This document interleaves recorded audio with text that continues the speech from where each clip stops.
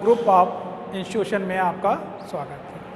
मैं इस group of institution की एक प्रमुख शाखा श्री विश्वनाथ पीजी कॉलेज कलान के समाजशास्त्र विभाग से बोल रहा हूँ। मैं आपको आज बीए तृतीय वर्ष के द्वितीय प्रश्न पत्र के बारे में जानकारी दूंगा। जैसा कि आप जानते हैं, बीए तृतीय वर्ष में 3 प्रश्न पत्र हैं। प्रथम प्रश्न पत्र सामाजिक चिंतन के आधार, द्वितीय प्रश्न पत्र सामाजिक अनुसंधान की पद्धतियाँ, तृतीय प्रश्न पत्र है सामाजिक समस्याओं पर निबंध, जिसमें मैं आपको द्वितीय प्रश्न पत्र की जानकारी दूंगा। इससे पूर्व पहले समाजशास्त्र का संक्षिप्त परिचय आपको हम बताना चाहते हैं। समाजशास्त्र का जन्म 1838 में हुआ। किसके द्वारा? August Comte.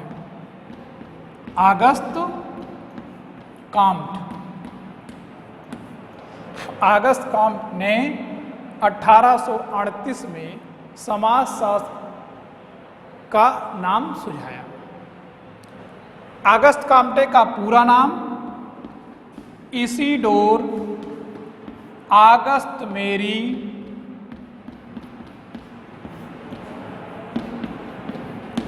François Xavier Comte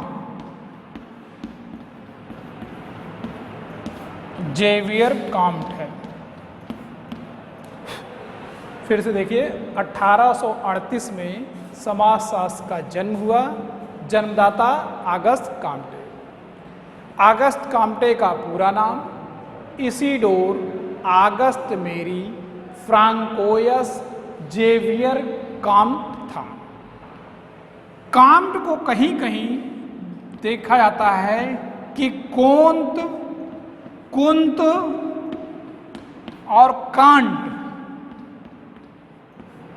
कहीं कहीं कुंत कांट इत्यादि शब्दों से प्रयोग किया जाता है। इसका तात्पर्य है, चूंकि काम्ट मूलतः फ्रांस के निवासी थे, फ्रांसीसी भाषा का अनुवाद अंग्रेजी में हुआ, फिर अंग्रेजी का अनुवाद हिंदी में हुआ। इस नाते नामों में विभिन्नता दिखती है, जबकि ये सभी नाम पूर्णतया सही हैं। अब आगे बात करते हैं। ये नाम हो गया। आगे इन्होंने इसके लिए समाजशास्त्र शब्द का प्रयोग किया, सोशियोलॉजी शब्द का उपयोग किया। इन्होंने कहा ये लैटिन और ग्रीक 2 शब्दों से मिलकर बना है। इसी 2 भाषा के बने होने की वजह से स्टुअर्ट मिल ने इसे 2 भाषाओं की अवैध संतान कहा था। इन्होंने कहा इसका नाम समाजशास्त्र न रख के इथनोलॉजी रखा जाए, लेकिन इनकी यह बात को स्वीकार नहीं किया गया। और अब बात, इन्होंने जो लैटिन भाषा सोशियो शब्द सोशियस से बना है और लोगस शब्द से बना है, जिसका अर्थ होता है समाज का अध्ययन। अब समाजशास्त्र के विकास की बात करेंगे, पहले विश्व के संदर्भ में, फिर भारत के संदर्भ में। जब विश्व के संदर्भ में बात करेंगे तो सर्वप्रथम 1876 में, ध्यान दीजिए, विश्व के संदर्भ में 1876 में अमेरिका के येल विश्वविद्यालय,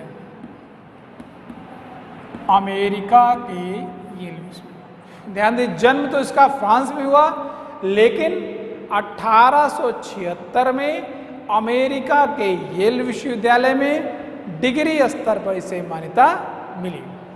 और 1889 में जहां इसका जन्म हुआ, 1889 में फ्रांस में इसका डिग्री स्तर पर मान्यता मिली। 1907 में इंग्लैंड में, 1920 में पोलैंड में, 1924 में मिस्र में, 1925 में मैक्सिको में, 1947 में स्वीडन में, 1876 में अमेरिका के येल विश्वविद्यालय में। चूंकि जन्म इसका फ्रांस में हुआ था, लेकिन इसे उतनी समृद्धि या विकास होने का समय नहीं दिया गया।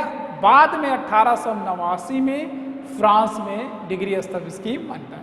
1907 में इंग्लैंड में, 1920 में पोलैंड में, 1924 में मिस्र में, 1925 में मैक्सिको में, 1947 में स्वीडन में।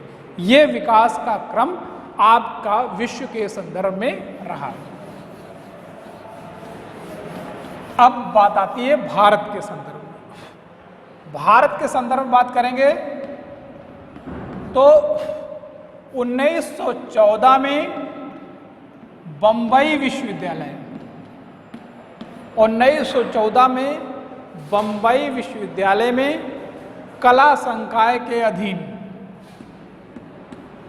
1914 में बंबई विश्वविद्यालय में कला संकाय के अधीन खोला गया और 1919 में यहीं पर एक अलग विषय के रूप में मान्यता मिली और इसके अध्यक्ष हुए पैट्रिक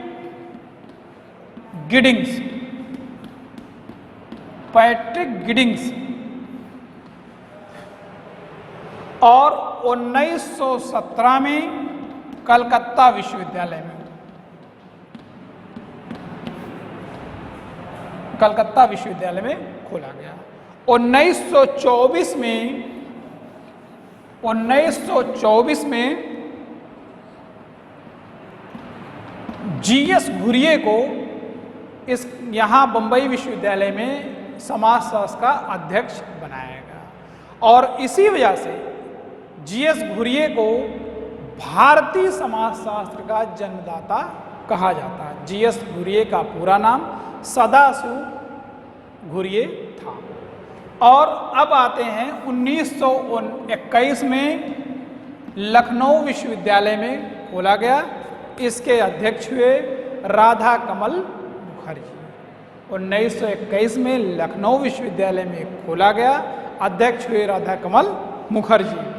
1928 में मैसूर में अध्यक्ष हुए A.R. वाडिया। 1928 में कहाँ खोला गया? मैसूर में, अध्यक्ष हुए A.R. वाडिया।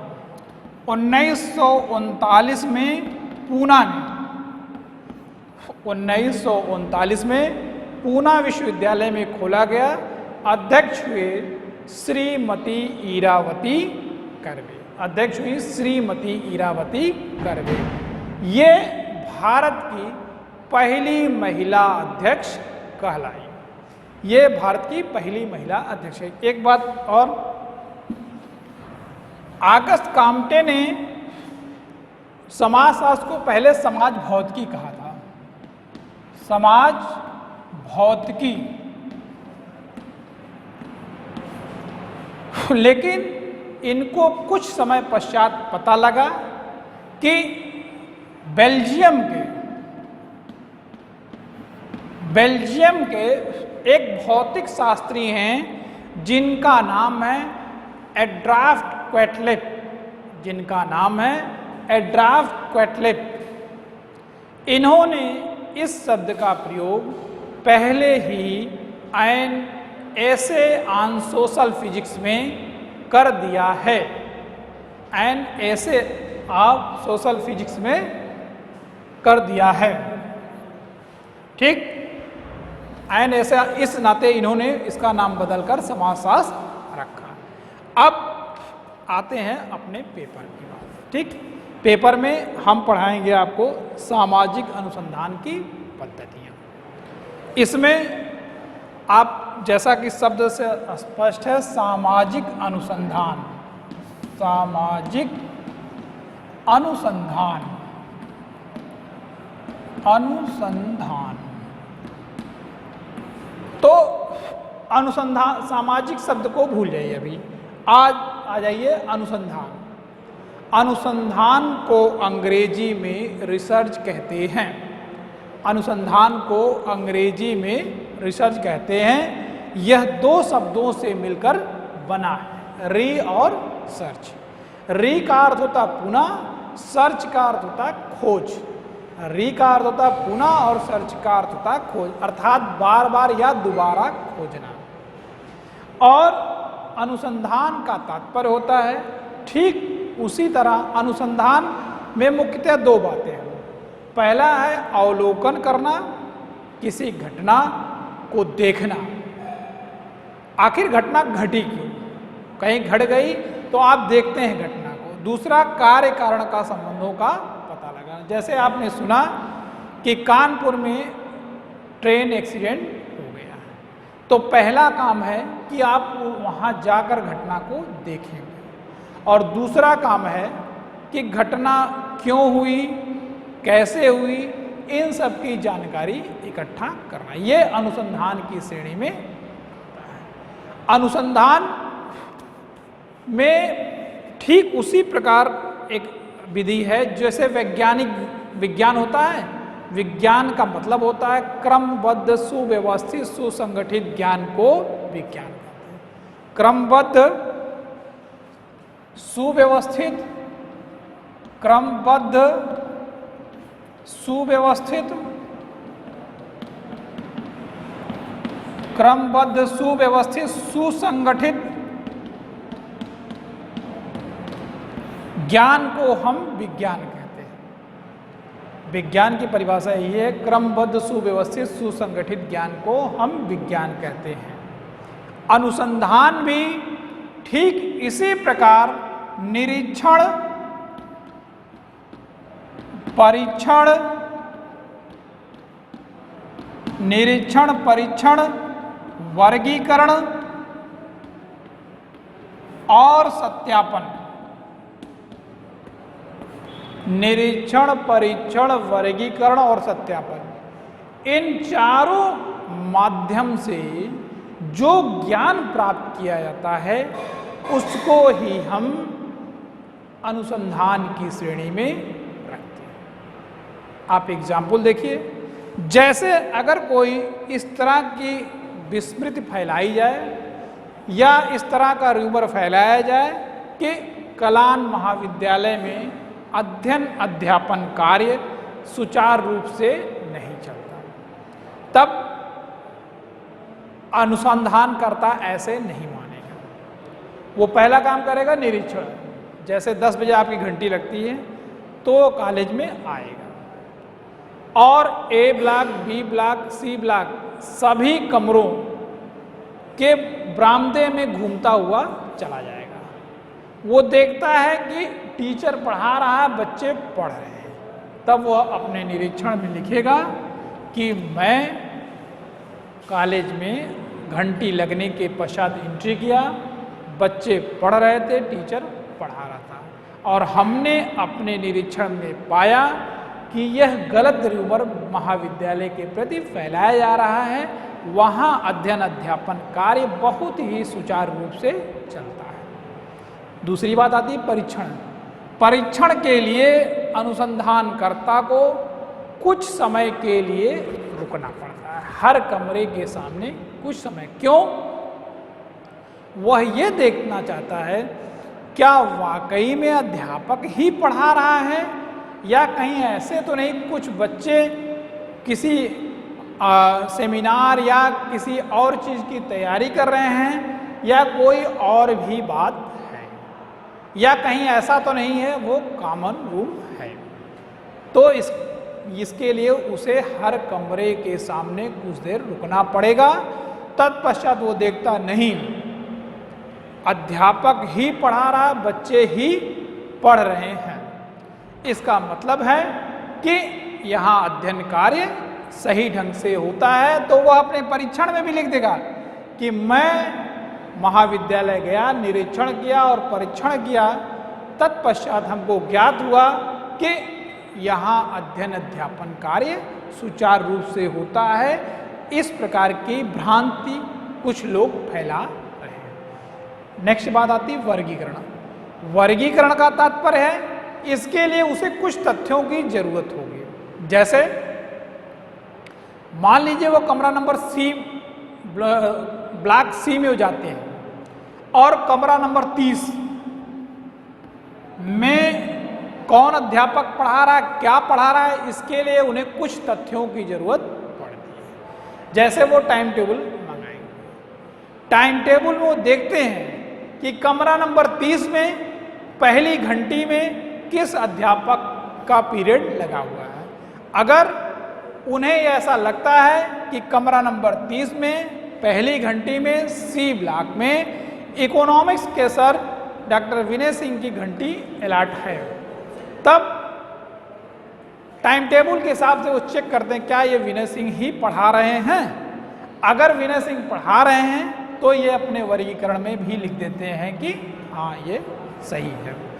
उसके बाद आती है सत्यापन की बात। सत्यापन हर व्यक्ति नहीं कर सकता है।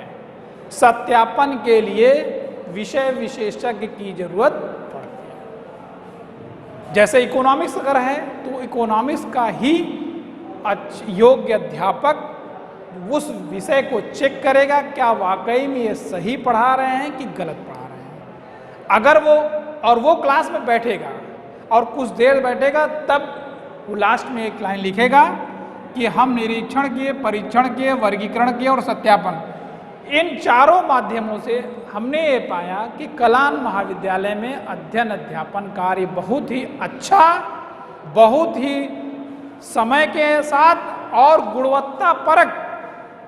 चूंकि मैंने खुद कमरा नंबर 30 में डॉक्टर विनय सिंह को अपने विषय, जो कि अपने विषय के एक अच्छे ज्ञाता प्रतीत होते हैं, उन्होंने अपनी ज्ञान की बात बताई, अर्थात हमारा अनुसंधान सफल हुआ। अब ये हो गया अनुसंधान। जब यही अनुसंधान सामाजिक क्षेत्र में सामाजिक समस्याओं, सामाजिक प्रगति, समाज के विकास, अन्य क्षेत्र में जब इसी का प्रयोग किया जाता है तो इसे सामाजिक अनुसंधान कहते हैं। और सदैव इस बात का ध्यान रखा जाता है कि हम सामाजिक अनुसंधान में अगर वैज्ञानिक विधि का प्रयोग नहीं हो रहा है तो हम इसे अनुसंधान नहीं कह सकते। अब आइए इसकी विशेषताएं पढ़ें। पहली विशेषता, जैसा कि पहले ही बता दिए, वैज्ञानिक विधि का प्रयोग। अनुसंधान में सदैव वैज्ञानिक विधि का प्रयोग किया जाता है। वैज्ञानिक विधि का मतलब जैसे विज्ञान में क्रमबद्ध, सुव्यवस्थित, सुसंगठित ज्ञान को विज्ञान कहते हैं, ठीक उसी प्रकार अनुसंधान में भी निरीक्षण, परीक्षण, वर्गीकरण और सत्यापन के माध्यम से जो ज्ञान प्राप्त होता है उसे हम अनुसंधान की श्रेणी में रखते हैं। और नेक्स्ट विशेषता इसकी है नवीन प्रविधियों का प्रचलन, अर्थात नई नई तकनीक का प्रयोग। जैसे आज लॉकडाउन की वजह से हम आप दूर हैं, अगर 15 साल पहले यही, 20 साल पहले यही व्यवस्था रही होती तो इसका मतलब है कि हम आपसे ऑनलाइन नहीं जुड़ पाते। ये आज टेक्नोलॉजी की वजह से हम आप ऑनलाइन जुड़े हुए हैं। नवीन ज्ञान का सृजन, जैसे जैसे प्रकृति आगे हुई, हमारा देश 1947 में आज़ाद हुआ। 47 से आज तक हमने, चाहे वो कृषि क्षेत्र हो, चाहे मेडिकल लाइन हो, चाहे शिक्षा हो, हर क्षेत्र में विकास का कार्य किया हो। और इसी तरह अनुसंधान की श्रेणी में, जब अनुसंधान की श्रेणी में भी धीरे धीरे हमने विकास का कार्य किया। अगला है परिकल्पना की जांच। परिकल्पना का तात्पर्य है कि एक तरह से रफली आइडिया इसको आप कह सकते हैं। ठीक, एक तरह से रफली आइडिया कह सकते हैं। परिकल्पना का एक नेक्स्ट चैप्टर है जिसको हम आपको आगे बताएंगे। फिलहाल यहाँ इतना जानिए कि अनुसंधान के लिए परिकल्पना की भी आवश्यकता पड़ती है।